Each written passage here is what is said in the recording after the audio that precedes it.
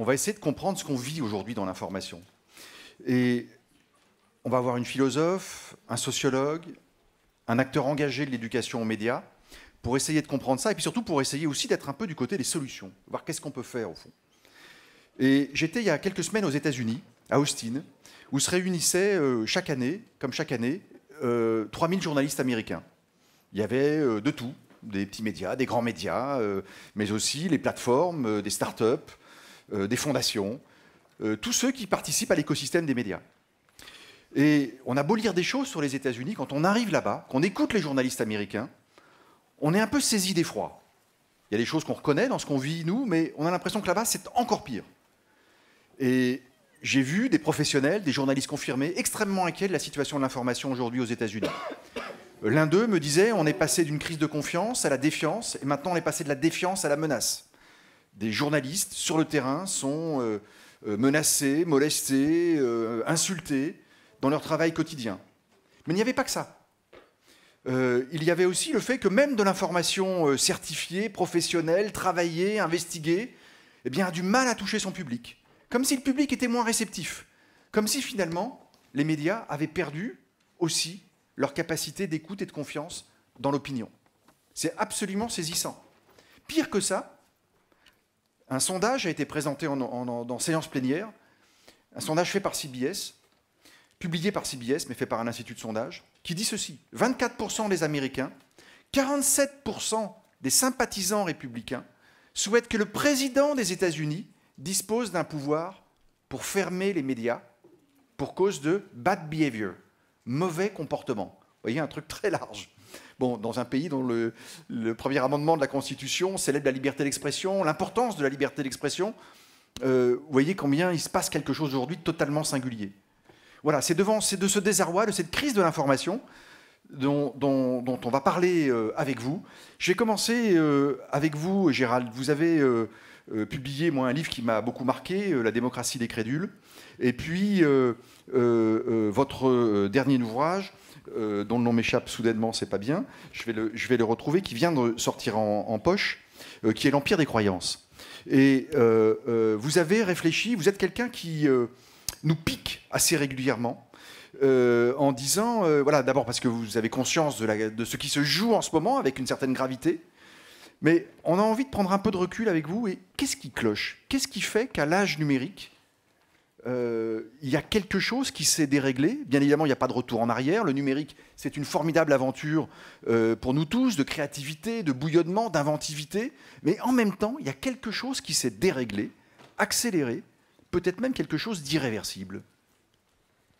Oui, merci Vincent. Effectivement, ça fait de nombreuses années que je me préoccupe de cette situation. Vous avez bien fait de citer, merci, L'Empire des croyances, mais c'est pas du tout un livre récent, justement, ça qui est intéressant. Il a paru en 2003, en fait, c'est une réédition en poche. C'est une réédition en poche, voilà. C'est ça. Le livre récent s'appelle Cabinet de curiosité sociale, mais on s'en moque. Ce qui est intéressant, c'est que, disons qu'en 2003, effectivement, dans L'Empire des croyances, assez prudemment, parce qu'on n'avait pas beaucoup de données à ce moment-là, je me montrais déjà extrêmement sceptique sur les espoirs, bien sûr très engageants, mais en même temps trop optimistes, la suite l'a montré, qu'il y avait par exemple à l'UNESCO, quand on imaginait que la disponibilité majeure de l'information, parce que c'est ça qui caractérise le monde de l'information aujourd'hui, c'est une disponibilité incroyable, on croule sous les données. On est saturé, hein, il y a une saturation de l'information. Oui, parce que notre cerveau a des capacités de traitement de l'information qui sont très limitées. Et donc, en fait, cet espoir qu'on allait aller grâce à ça vers ce qu'ils appelaient les sociétés de la connaissance a été quand même relativement challengé par le monde contemporain, si ce n'est complètement défait. Et cependant, cet espoir, il était tout à fait raisonnable. Hein. Encore une fois, il ne s'agit pas de se moquer a posteriori de cette question. Je dirais pour faire comprendre la situation, parce que pour trouver des solutions, Vincent, je crois qu'on en sera d'accord, il faut d'abord poser un bon diagnostic. Voilà, on a beaucoup de publics jeunes en plus juste, là, donc voilà. C'est intéressant que vous nous expliquiez bien ce que vous avez analysé dans cette situation de l'information. Voilà, alors comme le public est jeune et particulièrement concerné par cette question, puisque vous le savez, parmi les jeunes en tout cas, vous êtes ceux qui vous informez le plus par rapport aux autres classes d'âge en ayant recours à Internet. Et en plus, malheureusement peut-être, vous êtes aussi ceux parmi les jeunes classes qui croyaient le plus facilement ce que vous lisez sur Internet, notamment sur les réseaux sociaux. Alors il y a du bon et puis il y a du mauvais. Pour vous expliquer la situation très, je dirais, en utilisant une métaphore, je dirais que nous sommes rentrés tout simplement mondialement dans ce que les psychologues appellent un immense effet cocktail party. Qu'est-ce que c'est qu'un effet cocktail party? Ça, à mon avis, il y a quelqu'un qui connaît. Il y en a quelques-uns qui connaissent ici. Certainement, parce que c'est un effet assez connu, mais je vais me permettre de rappeler ce qu'il est pour ceux qui éventuellement ne connaîtraient pas la question. Vous avez peut-être tous participé déjà. Et puis dans sa version sociologique, surtout. Voilà, et je vais vous montrer, je vais vous expliquer pourquoi c'est important pour comprendre la situation. Parce que ce n'est pas tant une guerre, je vais y revenir, de l'information à proprement parler, qu'une guerre de l'attention, en réalité. Et donc, en fait, vous savez, l'effet cocktail party, c'est donc cela. Nous avons tous plus ou moins participé à des cocktails ou des fêtes, je dirais pour les plus jeunes. Je ne pense pas que les plus jeunes participent à des cocktails, mais peu importe. Bref, des lieux où il y a une cacophonie, il y a beaucoup de sons, et vous êtes en train de discuter avec quelqu'un en face à face. Donc vous avez l'impression que vous n'entendez que ce que la personne vous dit en face à face. Mais en fait, ce n'est pas tout à fait vrai. Des tests ont été faits. Par exemple, si quelqu'un, excusez-moi, vous êtes jeune, mais suffisamment, je pense, âgé quand même pour entendre ce que je vais dire. Si quelqu'un, dans l'assemblée, à quelques mètres de là, que vous pensiez ne pas entendre, prononce le mot sexe, vous allez l'entendre, n'est-ce pas? Parce que ça nous intéresse. C'est-à-dire qu'il y a quelque chose dans votre cerveau qui va faire que l'information qui n'était pas traitée de façon consciente va devenir consciente. Quelque chose qui était traité de façon routinière, dans la routine mentale, dans des zones, on va dire, sous-corticales, va tout à coup être traité de façon consciente. Et de façon consciente, ça veut dire que ça demande plus d'énergie, de traitement d'énergie. Et il y a trois façons d'attirer l'attention dans une cocktail party, dans un cocktail, pardon. Donc, utiliser tout le registre sémantique de la sexualité, ou alors prononcer le prénom de la personne. N'est-ce pas, si vous êtes en train de parler, moi je dis Vincent, clac, vous allez être attiré parce que ça vous intéresse aussi. Ou alors si quelqu'un tout à coup hausse le ton, si tout à coup il y a un conflit dans le cocktail, et alors là, tout le monde, vous l'aurez remarqué, le volume global des discussions baisse, parce que ça veut dire que tout le monde est en train de faire attention. En d'autres termes, ce qui caractérise le marché de l'information aujourd'hui, c'est une immense cacophonie. Et la vraie question, c'est de savoir qu'est-ce qui, dans cette cacophonie, attire notre attention. Car les journalistes professionnels, France Info et d'autres, aujourd'hui, sont en concurrence ouverte avec n'importe qui. C'est-à-dire moi, qui peut mettre un tweet ou qui peut donner ma version de ce qui est en train de se produire. Donc en fait, la caractéristique de ce marché de l'information, c'est qu'il est globalement dérégulé. On est face à une dérégulation massive du marché de l'information, donc ce cocktail gigantesque, planétaire, si vous voulez, et que cette dérégulation du marché de l'information, eh bien, elle aboutit à une pression concurrentielle. C'est une concurrence de tous contre tous, en quelque sorte, gigantesque, où chacun essaye de capter un peu d'attention de ses contemporains. Et c'est ça, cette lutte à mort qui s'est engagée. Et ça a une conséquence, pour finir les éléments du diagnostic, c'est une conséquence importante, c'est que dans cette cacophonie, qui va pouvoir se faire entendre parmi d'autres, ça va être les acteurs qui vont être particulièrement motivés pour occuper le terrain. Donc on va trouver dans ce qu'on appelle les sciences sociales computationnelles, c'est-à-dire grosso modo des informaticiens, des physiciens et des sociologues qui s'intéressent au flux d'informations, dont je fais partie. On va repérer ce qu'on appelle des small worlds, c'est-à-dire des petits mondes, des groupes d'individus très motivés, qui peuvent être très bien intentionnés, qui peuvent avoir raison, par ailleurs, ça peut être des donneurs d'alerte, ça peut être des militants, etc. Il ne s'agit pas de les stigmatiser en général, mais ces groupes-là, ils ont une caractéristique, c'est qu'à très peu, ils peuvent inonder le marché de l'information.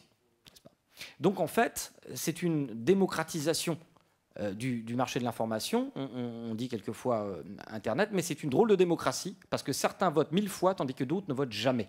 Il y a donc une asymétrie motivationnelle qui est en train de créer un trouble parmi beaucoup de nos contemporains, de confusion entre la visibilité de l'information et la représentativité des points de vue qui sont posés. En d'autres termes, oui, l'information est beaucoup plus disponible et c'est formidable parce qu'il y a là-dedans de la bonne information, mais le problème, c'est qu'on avait totalement sous-estimé les asymétries de visibilité sur ce marché de l'information. Et c'est pourquoi, malheureusement, en tout cas pour le moment, ceux que j'appelle les crédules, c'est-à-dire ce n'est pas du tout les imbéciles, je peux être moi-même un crédule, je ne confonds pas crédulité et bêtise, c'est simplement la capacité à endosser une proposition intellectuelle un peu trop vite, parce qu'elle va dans le sens de nos intuitions, de nos attentes morales, de nos attentes idéologiques.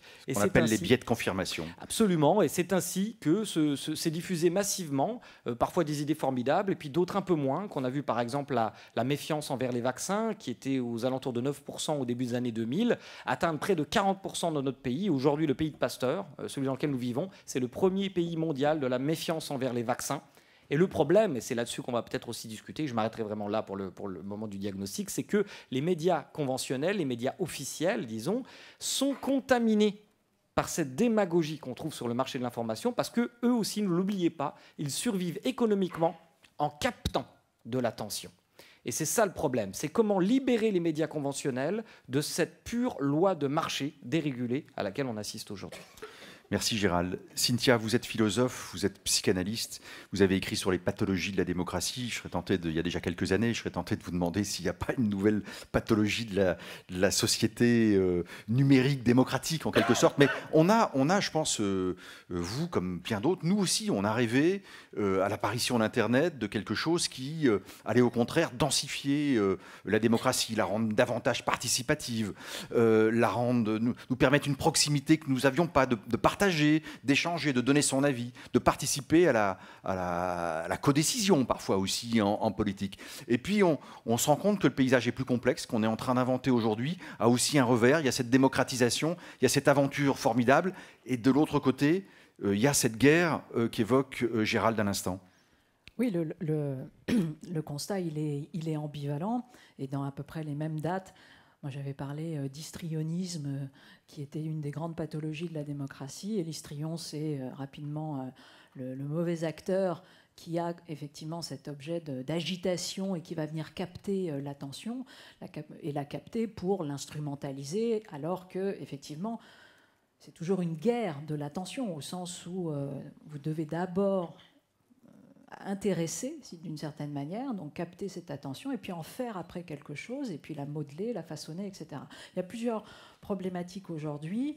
Il y a de fait cette problématique sur l'attention et notamment des jeunes générations, par toute une série d'outils qui font que de toute façon leur attention s'est modulée, et c'est quand même un vrai souci. C'est un vrai souci parce que comprendre une information, accepter la normativité de ce qu'est une information, c'est-à-dire elle est argumentée, elle est sourcée, ça prend du temps, c'est plus long, c'est plus d'efforts.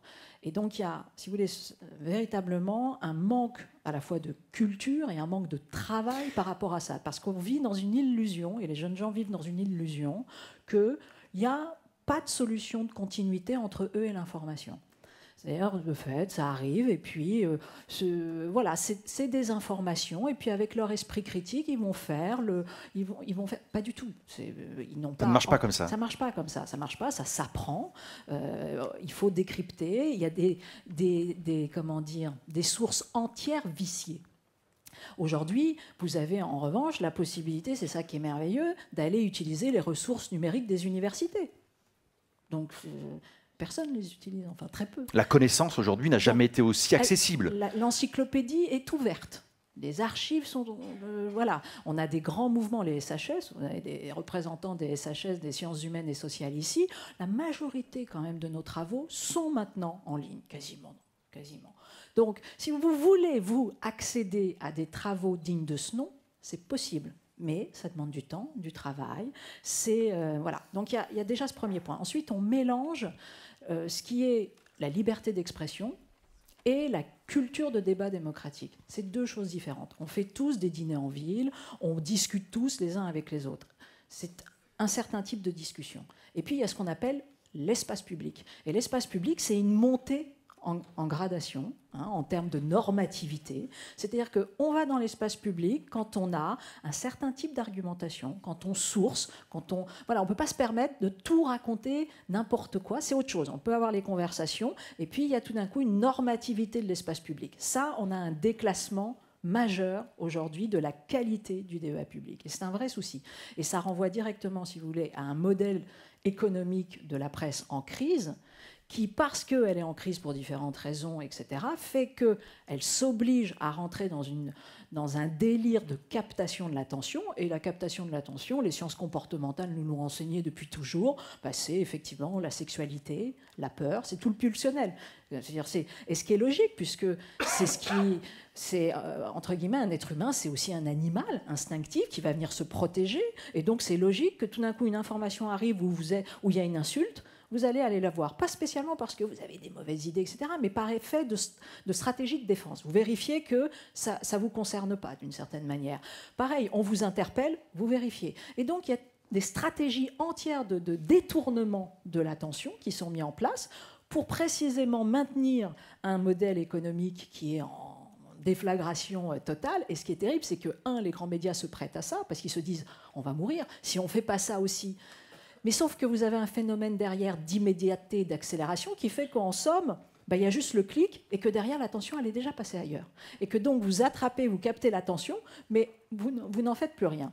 Donc ça, c'est vrai que c'est des situations très, très nouvelles qui font que, et sans parler du fait que, alors prenons les réseaux sociaux, c'est extraordinaire quand même, vous avez aujourd'hui le président du plus grand État de ce monde en termes de démocratie, de puissance économique, qui s'exprime par des tweets et qui considère que c'est plus valable qu'une politique publique. Donc c'est pas rien. Donc si vous voulez, quand vous êtes Oui, mais c'est ça, Cynthia Fleury, qui nous désarçonne, nous aussi professionnels de l'information. C'est que le président que vous évoquiez, Donald Trump, c'est d'ailleurs, j'étais aux États-Unis à ce moment-là, tweet le matin sur une catastrophe qu'il y a eu, d'ailleurs, il y a plus d'1 an, sur un ouragan, l'ouragan Maria, qui a fait effectivement 3000 morts à Porto Rico. Et le président, ce jour-là, des États-Unis, met sur Twitter, il n'y a jamais eu 3000 morts à Porto Rico dans l'ouragan, c'est un complot démocrate. Bon. Et donc, on en est à la négation aujourd'hui de choses qui sont factuelles, vérifiées, certifiées par quelqu'un qui dirige un pays. C'est-à-dire qu'il y a une crise de la vérité aussi aujourd'hui qui est très profonde, qui n'est pas simplement due à la question des modèles économiques ou même à l'économie de l'attention. Il y a quelque chose, il y a une fracture, une fissure dans la société. On croyait aussi que nos sociétés qui sont de plus en plus éduquées, nos sociétés sont plus éduquées qu'il y a 20 ou 30 ans.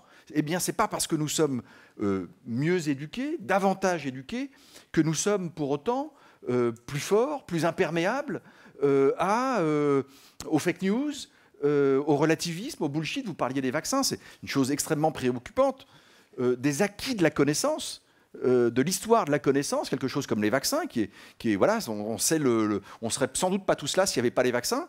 Eh bien aujourd'hui, il y a une défiance à l'égard des vaccins. On nous dit ah oui, les vaccins c'est pas mal, mais il y a quand même beaucoup d'effets indésirables. Il y en a des tout petits effets indésirables. Massivement, ça nous protège. Mais dans l'opinion, et la France est l'un des pays les plus concernés par ça, il y a une défiance fondamentale. D'où elle vient cette crise de la vérité ? Moi, je vais répondre rapidement, pardonnez-moi.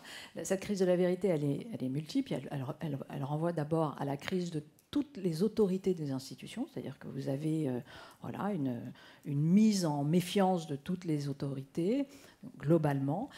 Mais si vous voulez, elle vient aussi à un effet de concurrence et de réelle démocratisation. C'est-à-dire qu'on a ouvert le cercle de ceux qui accèdent aussi à la connaissance. Et donc, faut pas, c'est pas, à partir de ce moment-là, en ouvrant et en pratiquant de l'inclusivité, vous faites que tout d'un coup, des informations qui ne sont pas au même niveau sont attrapées dans...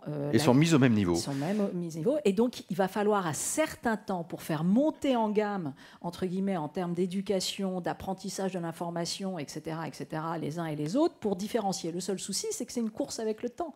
Parce que, par ailleurs, on est dans un monde où on n'a jamais été dans des phénomènes d'aussi forte accélération. Un tout petit mot, Gérald, avant de donner la parole à Serge. Oui, rapidement. Il ne faut évidemment pas négliger par ailleurs des courants intellectuels qui ont savonné la pente, notamment le relativisme, l'hyperconstructivisme, la contestation. Qui étaient des courants marginaux, mais qui trouvent un écho sur la toile, qui dépassent même leur propre puissance réelle, en fait. En fait, c'est un croisement. D'abord, ils ne sont pas si marginaux sur certains campus américains, etc., et dans certaines disciplines, en particulier les studies, etc., il y a quand même des vrais problèmes. Et puis, ça rencontre, je dirais, ce grand courant, qui par ailleurs peut être formidable, de l'individualisme. C'est-à-dire qu'il y a une fragmentation de nos identités, des revendications individuelles, et en effet, ce qu'Internet organise aussi, c'est une polyphonie, n'est-ce pas, des points de vue, et chacun veut exercer son droit à dire ce qu'est le réel. Sauf qu'on oublie quelque chose, et je pense qu'on va en reparler dans une deuxième partie, c'est que le droit au doute, par exemple, c'est un des droits souverains de la démocratie, mais comme tout droit, il doit s'accompagner de devoirs. Et je vois des individus qui réclament des droits, mais qui ne veulent pas payer l'obol des devoirs. Et le devoir, en l'occurrence du doute, c'est la méthode que vous mettez à douter. Donc on ne peut pas abandonner les jeunes esprits sans aujourd'hui radicalement leur enseigner la pensée méthodique. Et la pensée méthodique, c'est aussi rejoindre un peu l'universalisme que proposent les énoncés scientifiques, la façon dont la science est quand même constituée collectivement. Il y a des génies dans la science, mais en réalité, c'est un travail social collectif de sélection des idées, le plus drastique qu'on ait jamais vu dans l'histoire de l'humanité, ce qui ne veut pas dire qu'elle ne se trompe pas de temps en temps, mais en tout cas, c'est la façon la plus raisonnable, la plus rationnelle de négocier intellectuellement avec le monde. C'est dire si la disgrâce dans laquelle est tombée une certaine forme d'expertise scientifique est particulièrement problématique. Serge, on a eu une philosophe, un sociologue qui déjà, non seulement ont esquissé le diagnostic de cette crise de l'information aujourd'hui, mais on sent en filigrane que la solution, pour l'un comme pour l'autre, repose quand même beaucoup sur l'éducation, avec une certaine urgence, avec même une certaine gravité. Cynthia a parlé d'une course de vitesse.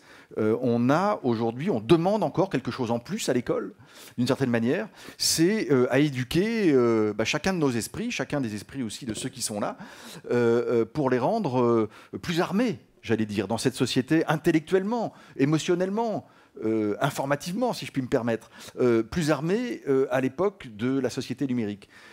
Comment vous, d'abord, avant de rentrer sur les solutions, est-ce que vous faites avec le Clémy, comment vous percevez, il y a beaucoup de jeunes qui sont là, on sait, pour avoir lu des enquêtes récemment, par exemple, j'ai lu que sur les lycéens aujourd'hui en France, 7 lycéens sur 10 pensent que les médias ne leur ont pas dit toute la vérité sur les attentats de Paris. Bon, pour nous qui sommes journalistes, c'est terrible. On se dit, bien sûr, on a fait notre métier, on a essayé de le faire le mieux possible, on a dit tout ce qu'on savait, on a fait notre travail de reportage, de recoupement de l'information, d'explication, de pédagogie, d'enquête. On a vu tous les acteurs concernés, les survivants du Bataclan. Voilà, il y a tout un travail de fourmi, j'allais dire, de terrain, qui a été fait par bien des rédactions et un travail tout à fait sérieux. Et pourtant, on voit bien que sur un point précis, qui est forcément un point qui fait mal, parce que les attentats, c'est quelque chose qui nous a tous meurtris, et puis on sait qu'on vit avec ça aujourd'hui. Donc sur une question aussi essentielle pour le collectif, l'humain, la société en quelque sorte, il y a un doute, il y a quelque chose qui s'abîme tout de suite. Est-ce que ça, vous le voyez vous aussi dans les jeunes que vous rencontrez? Pour répondre à votre question, Vincent, oui. Sur la fin de votre interrogation, oui, 3 fois oui. J'ai été effectivement au ministère de l'Éducation nationale, à un poste de conseiller ministériel pendant la période fin 2014 jusqu'en 2017. Donc effectivement, les visites en établissement, les témoignages dans cette période de troubles profonds liés aux attentats, évidemment, nous avons entendu cette remise en question, ce doute généralisé. Ce serait mentir que de le nier. J'apporterai quelques toutes petites nuances aux interventions que je viens d'entendre, parce qu'elles tournent autour de la question de l'éducation de façon sous-jacente, mais elles disent des choses qui concernent beaucoup le public de la jeunesse, et c'est bien naturel. Je voudrais l'étendre à tous les publics. Dire qu'effectivement, cette question-là ne concerne pas... La jeunesse n'a pas le monopole du problème. La jeunesse n'a pas le monopole du problème. Je crois que c'est extrêmement important de le dire, parce que dans nos comportements d'adultes, quelles que soient les générations, grands-parents, parents, je crois que nous avons une responsabilité majeure. Et qui peut aujourd'hui s'exonérer de sa responsabilité dans sa propre pratique citoyenne au quotidien? C'est une première interrogation. La deuxième, c'est que l'éducation est ce qui reste quand tout le reste s'est écroulé, comme on a l'habitude de dire. Et je crois qu'effectivement, l'école a été tellement interrogée, si interrogée, mais par rapport à quoi? Par rapport à ces évolutions fulgurantes. Je crois qu'effectivement, si on prend Facebook, qui n'est pas aujourd'hui le réseau social des jeunes, mais si on prend Facebook, effectivement, on est sur une popularisation en France autour de l'année 2007. C'était hier. Alors effectivement, comment l'école et l'institution scolaire par rapport à ces phénomènes qui ont une fulgurance véritable. Aujourd'hui, nous, on travaille sur effectivement des applications méconnues du monde adulte, méconnues du grand public, mais très connues dans les jeunes générations. Si je dis Discord, si je dis TikTok, si je dis un certain nombre d'applications, ça ne va pas parler à... Je vois qu'il y a quelques-uns qui abondent là. Ça ne va pas parler à grand monde. Si vous essayez, vous adultes, de vous inscrire sur ces plateformes, vous n'aurez aucune possibilité d'y pénétrer sans être coopté, et parfois dans des circuits extrêmement complexes, où effectivement, là où les réseaux sociaux les plus anciens vont être dans un lien de l'extrémité, comment mon intimité, je la rends publique et j'abolis les sphères du public et du privé, comment effectivement, aujourd'hui, il y a une autre recherche également, d'être beaucoup moins dans la lumière. Et donc avec un certain nombre également de problématiques qui se posent en matière d'éducation. Pour revenir sur le sujet de l'éducation aux médias et à l'information, moi je vais tout simplement dire que le Clémy a été créé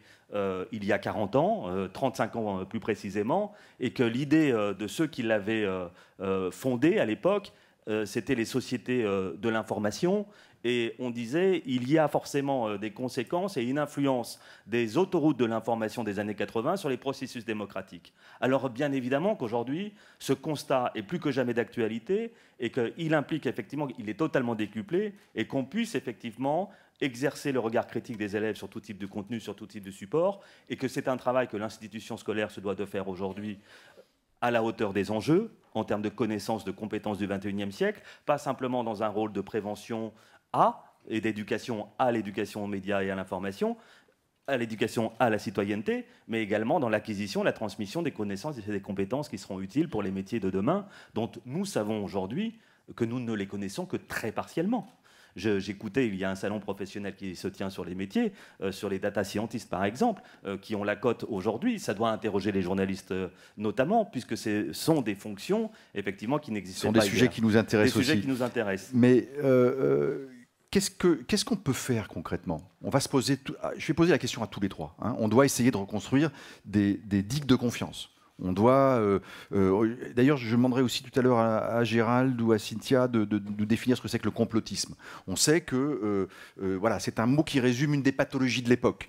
Hein, voilà, j'aimerais bien qu'on l'explicite ce mot au public qui est dans la salle aujourd'hui où il y a beaucoup de jeunes.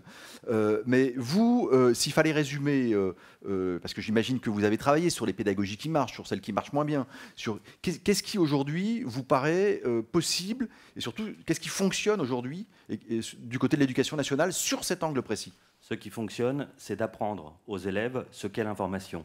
Il faut revenir aux fondamentaux, effectivement, dans un monde d'infobésité, pour qu'ils apprennent à faire la différence entre ce qu'est une info vérifiée, une information viable dont on a croisé les sources, faites par des journalistes, d'une info bidon, d'une fake news, j'en oubliais le mot alors qu'on en parle tous les jours, mais apprendre effectivement ce qu'est une information, ce qu'est le métier de journaliste, ce que sont les médias, l'économie des médias, l'importance en démocratie de la diversité, de l'indépendance et effectivement de tous ces fonctionnements, mais en poussant aujourd'hui la réflexion à tous les acteurs de la chaîne de l'information, y compris ceux qui ne sont pas des médias, notamment les GAFAM. Très bien, alors nous, en tout cas, journalistes, on se prête volontiers à ça. On vient dans les écoles, on fait des ateliers France Info, on explique aussi nos métiers. On doit le faire certainement davantage. Je pense en plus que c'est une critique que Gérald nous adressera, donc je la devance. Mais Serge, quel est l'enseignant qui porte ça? Les enseignants, 870 000 enseignants, tout le monde n'a pas la culture médiatique suffisante. Donc notre enjeu donc, ça se fait au collège d'abord? Ça se fait des enseignants. Ça se fait dès le premier degré. Dès le premier degré. Bien sûr, en cours élémentaire, on peut aller, même en maternelle, on peut commencer par l'initiation, par l'éducation à l'image. Il y a des choses extrêmement importantes. Donc aujourd'hui, cette prise de conscience est totale. On a un système éducatif qui essaie de s'adapter. Nous, on a des semaines de la presse et des médias à l'école. On fera la 30e édition au mois de mars sur l'information sans frontières. Y compris dans cette maison.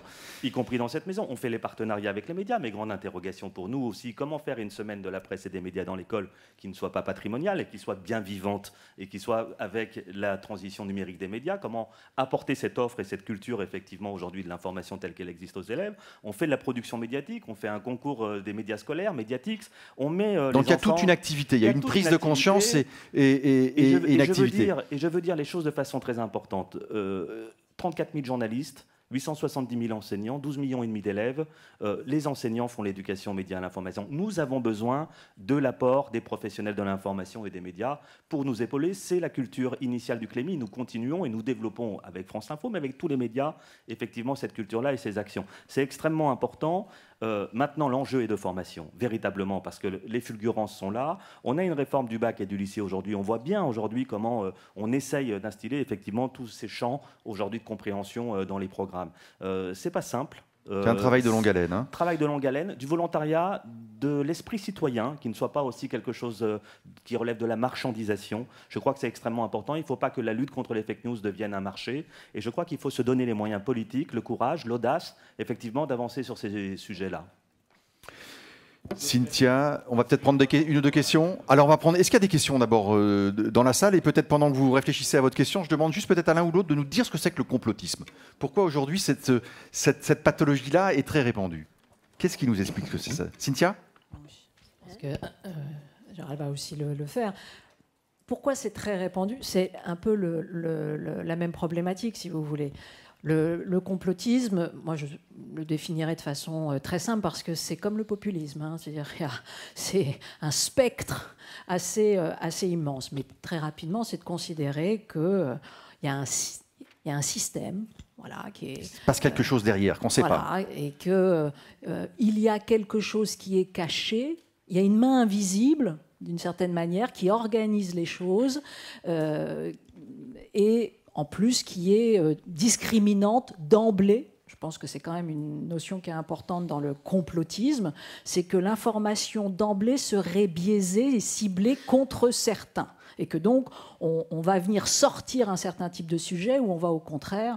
Voilà. Et donc, ça. Alors, on pourrait dire au départ, si vous voulez, que c'est une vision assez logique par rapport à un esprit critique qui se met en branle.